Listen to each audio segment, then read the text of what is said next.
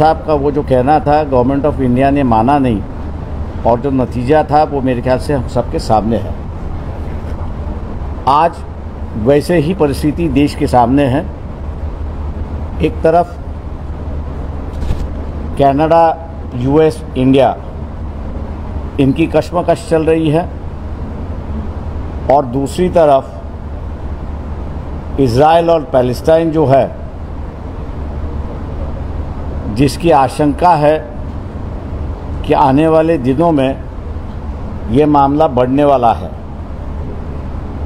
War expansion होगा, ऐसा KIA जा रहा है। मैं समझता हूं कि भारत की ओर से जो आज की परिस्थिति है, दोबारा 1990-2000 की परिस्थिति दिखाई देती है। बीच में जो बम ब्लास्ट का मामला होता था या किसी को गोलियां मारी जाती थी, वो रुक गया था। पिछले दिनों से ये दोबारा शुरुआत हुआ है, और बाबा सिद्दीकी की खुलेआम कत्ल गई है, ऐसी एक परिस्थिति है, हत्या की गई, ऐसी एक परिस्थिति है। इस परिस्थिति को देखते हुए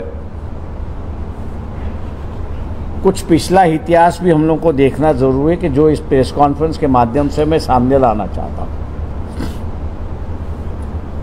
ये 89-80 की बात है।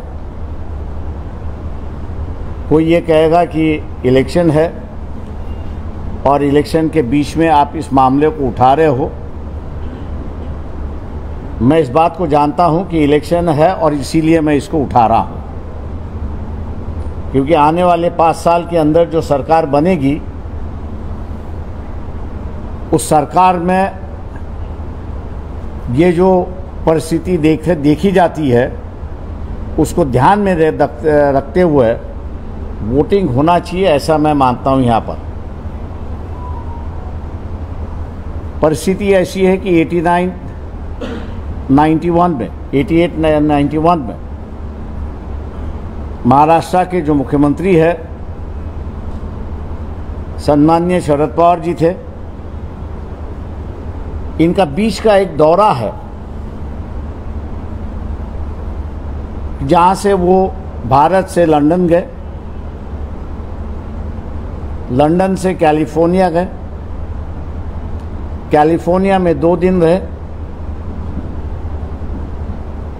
उनकी मीटिंग किसके साथ हुई,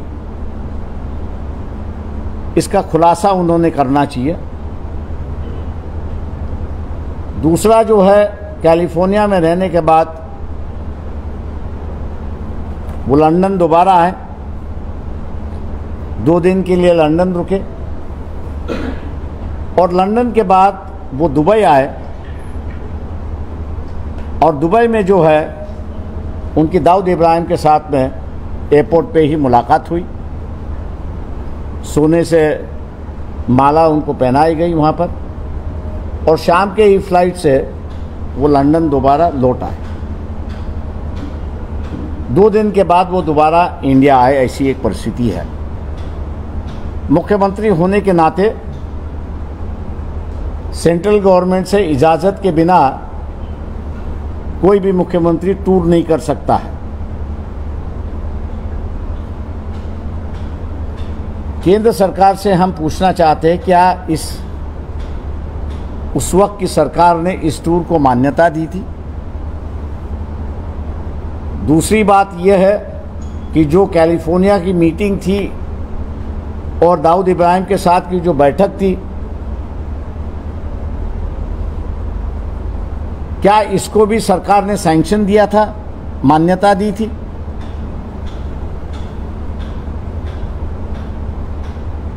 तीसरी बात जो है, क्या ये दोनों के मीटिंग का दौरा जो है मुख्यमंत्री के नाते सेंट्रल गवर्नमेंट को सबमिट किया गया था?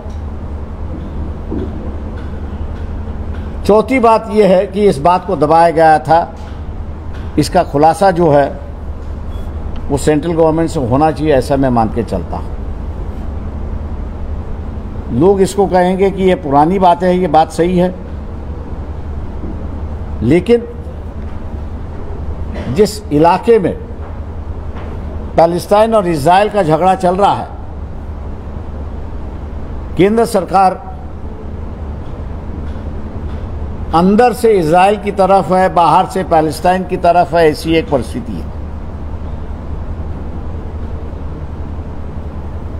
कि जिसका गुस्सा भारतीयों में है, ऐसी एक परिस्थिति है।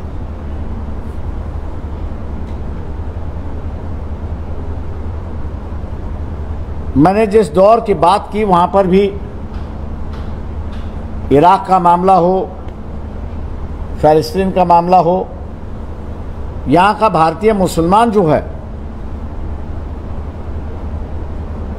कुछ व्यक्तियों को छोड़ के, 10-12 व्यक्तियों को छोड़ के, वो उनके झांचे में नहीं आए। आज मैं मान के चलता हूं कि इजराइल का मामला होने की वजह से कुछ भारतीय जनता जो है रिएक्ट हो सकती है, ऐसी एक परिस्थिति है। और इसको रोकना है तो ये जो दोबारा कॉन्ट्रैक्ट किलिंग की व्यवस्था महाराष्ट्र में शुरुआत हो चुकी है।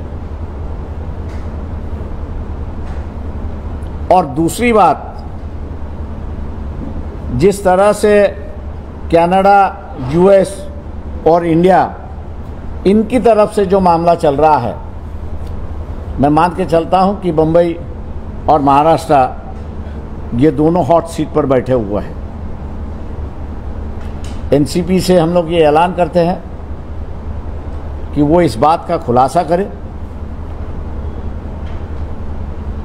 कि क्या उनको इजाज़त थी कैलिफोर्निया की मीटिंग में जाने की, क्या उनको इजाज़त थी कि दाऊद इब्राहिम को दुबई में मिलने की।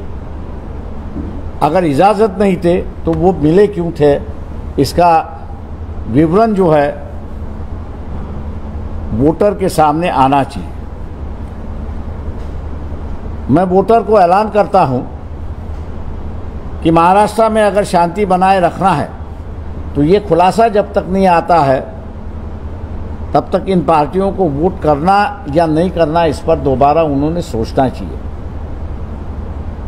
और सारी बातें हैं, मेरे ख्याल से अगले प्रेस कॉन्फ्रेंस में हम लोग इस पर कहते रहेंगे, लेकिन इलेक्शन महाराष्ट्र का है, शांति भी महाराष्ट्र में होनी चाहिए। और जो शांति का पीरियड अब अशांति में बदल रहा है, किस वजह से बदला, उसके सामने हमने लोगों को रखा है। मैं उम्मीद करता हूं कि सेंट्रल गवर्नमेंट और एनसीपी की ओर से इसका खुलासा होगा, ऐसा मैं मान के चलता हूं। आप अगर पूछना चाहे तो पूछ सकते हैं। मराठी शरद पवार आणि दाऊद इब्राहिम यांची भेट झाली का आणि कधी? मी What is the timing for this? Why are you saying this now? as I have said that the timing which we have now chosen is there is going to be an election in Maharashtra. This government is going to last for 5 years if it is elected.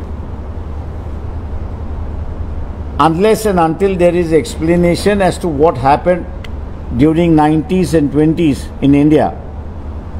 We had a series of bomb blasts. We had a series of individuals being finished off. If we don't want that thing to happen again,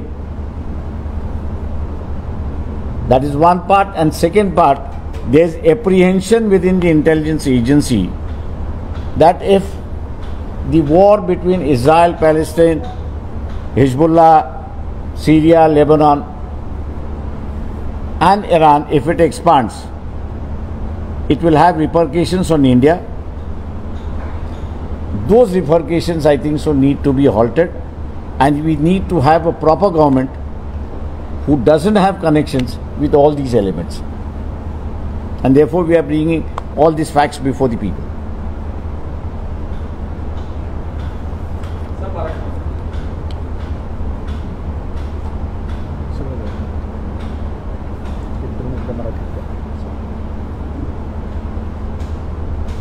1988 ते 1991 मध्ये शरद पवार हे असणारे महाराष्ट्राचे मुख्यमंत्री होते. या दरम्यान शरद पवार यांनी ऑफिशियल टूर म्हणून ते गेले होते. त्यांचा दौरा असा होता की भारतातून लंडन, तिथे थांबले. लंडनमधनं ते असणारं कॅलिफोर्नियाला गेले. कॅलिफोर्नियाला 2 दिवस थांबले. कॅलिफोर्नियामध्ये त्यांनी असणारा बैठक केली. बैठकीतून ते असणारे पुन्हा लंडनला आले. 2 दिवस थांबले. लंडनवरनं पुन्हा ते असणारं दुबईला गेले. दुबईला त्यांची असणारी भेट ही दाऊद इब्राहिम बरोबर झाली. सोन्याचा हार त्यांना त्या ठिकाणी घालण्यात आला आणि ते पुन्हा लंडनला आले. 2 दिवस थांबले आणि लंडनवरनं पुन्हा भारतामध्ये आले. मुख्यमंत्री असल्यामुळे सेंट्रल गव्हर्नमेंटचं सँक्शन असल्याशिवाय दौऱ्यावरती जाता येत नाही किंवा सेंट्रल गव्हर्नमेंटने कॅलिफोर्नियाच्या बैठकीला उपस्थित राहण्याची परमिशन दिली होती का, हा प्रश्न उपस्थित राहतो. दुसरा, दुबईला जाऊन दाऊद इब्राहिमला भेटणं याची असणारी परमिशन त्या ठिकाणी दिली होती का. समजा ह्या दोन्ही बैठकीचा परमिशन दिली असेल तर मग त्या बैठकींमधला असणारा अहवाल हा सेंट्रल गव्हर्नमेंटला सबमिट करण्यात आला का, आणि तो सबमिट करण्यात आला नसेल तर मग असणारा जी परिस्थिती आज देशभर उभी राहते आणि आंतरराष्ट्रीय उभी राहते, भारताचा सध्या कॅनडा, US यांच्याबरोबर प्रचंड मोठा असणारा वाद चाललाय, अशी असणारी परिस्थिती आहे. अमेरिका असं म्हणते की तुम्ही आमच्या भूमीवरती येऊन कोणाला तरी मारले, अशी असणारी परिस्थिती आहे. अमेरिकेबरोबरचे संबंध आपले बिघडत चाललेत, अशी परिस्थिती आहे. आणि दुसऱ्या बाजूला इस्रायल, पॅलेस्टाईन, लेबनन, सीरिया आणि इराक असं असणारं, इराण असं असणारं जे भांडण आहे याची व्याप्ती वाढण्याची असणारी शक्यता आहे. भारतातल्या इंटेलिजन्स डिपार्टमेंट जे आहे ते चिंतित आहे की हे जर वाढलं तर इथल्या असणाऱ्या भारतीयांवरती फार मोठा परिणाम होणार, अशी असणारी परिस्थिती आहे. या परिणाम जे होणार आहेत भारतावरती ते थांबवायचे असेल तर मला वाटतं पुन्हा आपल्याला ह्या घटनांना रिव्हिजिट करावं लागेल. त्याचे अहवाल काय आले ते आपल्याला असणारा बघावं लागतील आणि त्यानंतरचा असणारा प्रश्न आहे. ही व्हिजिट लंडनची सँक्शन असेल पण त्या 2 बैठकीच्या सँक्शन नसतील तर मग NCPने खुलासा केला पाहिजे की त्या बैठकीमध्ये कुठली बैठक होती, कशासाठी होती, का भेटी झाल्या होत्या.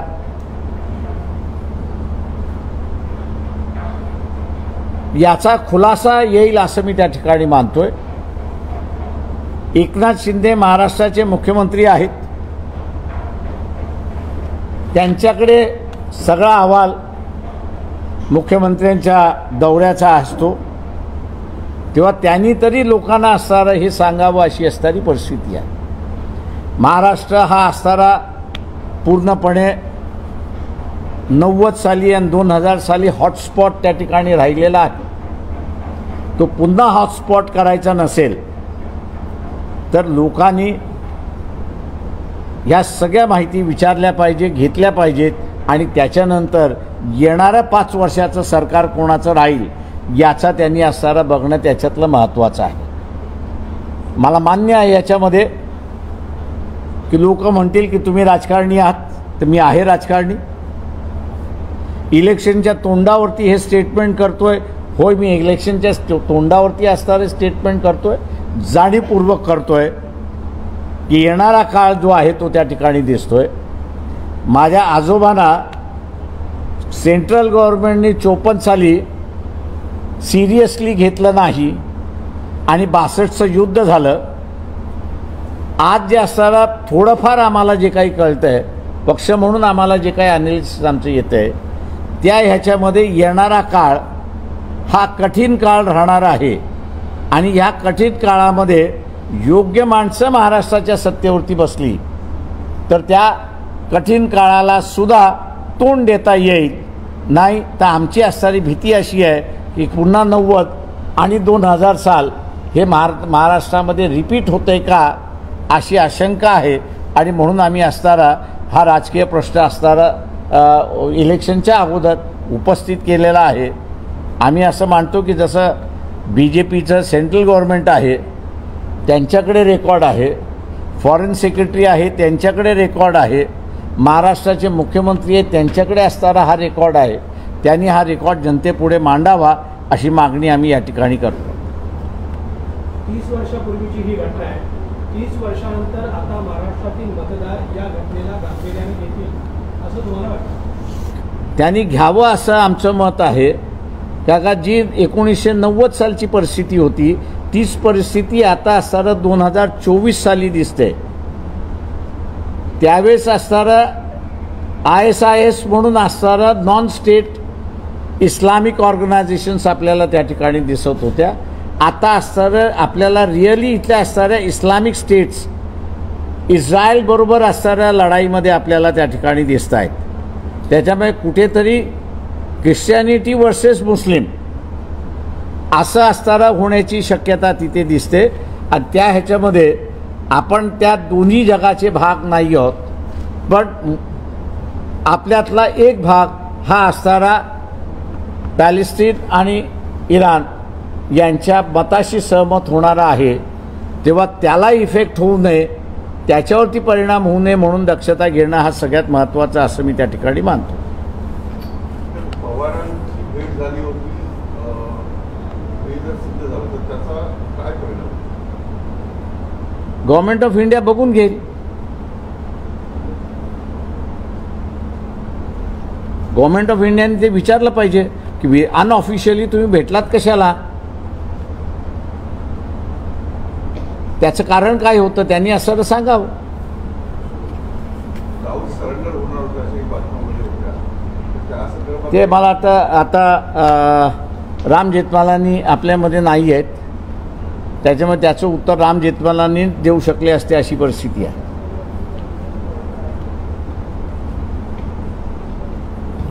Sir, before in 90s it was Dawood, right now it's Lawrence Vishnu. So how you exactly look into the entire? Is this a smoke screen?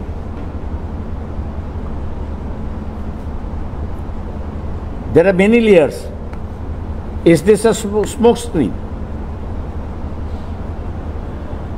Therefore, I put it before the people that unless the truth is out, don't vote for those parties who were involved in 90s and 20s. So who's putting up this smoke screen? So who's putting up this smoke screen? That the government will have to answer. You're making the allegation. I'm making an allegation which is based on facts. Now the government has to answer who's behind the whole thing. Government को कहना है कि भैया कौन है. आज जो theory आ रही है बेचारे की, इट्स अ प्रॉपर्टी मैटर. अब प्रॉपर्टी के लिए कोई किसी का खून नहीं करता है.